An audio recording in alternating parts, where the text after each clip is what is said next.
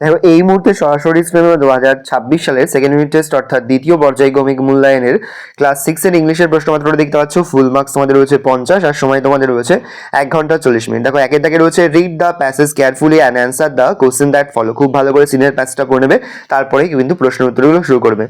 এর দাগে রয়েছে টিক দ্য কারেক্ট অল্টারনেটিভ। এখানে মোট দুটি প্রশ্ন দেওয়া রয়েছে, প্রশ্নের মান 1 করে 1 × 2 = 2। তারপর রয়েছে দেখো match column A with their meaning in column B, put number in the box. প্রশ্নের মান 1 করে 1 × 4 = 4। তারপরে সি এর দাগে অ্যান্সার দ্য ফলোইং কোশ্চেন্স। প্রশ্নের মান রয়েছে 2 করে 2 × 2 = 4। দেখে নাও নেক্সট পেজে কি প্রশ্ন রয়েছে।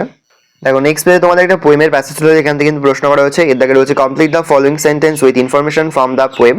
প্রশ্নের মান 1 করে 1 × 3 = 3। তারপর হচ্ছে বি এর দাগে write T for true and F for false statements. প্রশ্নের মান 1 করে 1 × 3 = 3। তারপরে দেখো একটা আনসিনের প্যাসেজ রয়েছে 3 এর দাগে। খুব ভালো করে আনসিনের প্যাসেজটা পড়ে তারপরে এখান থেকে যে প্রশ্নগুলো রয়েছে সেই প্রশ্নের উত্তরগুলো কিন্তু করবে।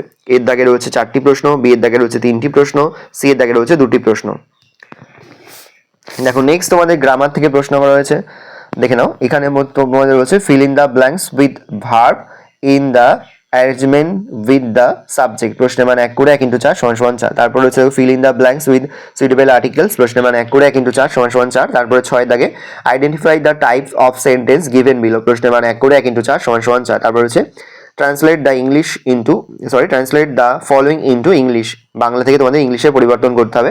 প্রশ্নের মান 1.5 করে 1.5 × 2 = 3।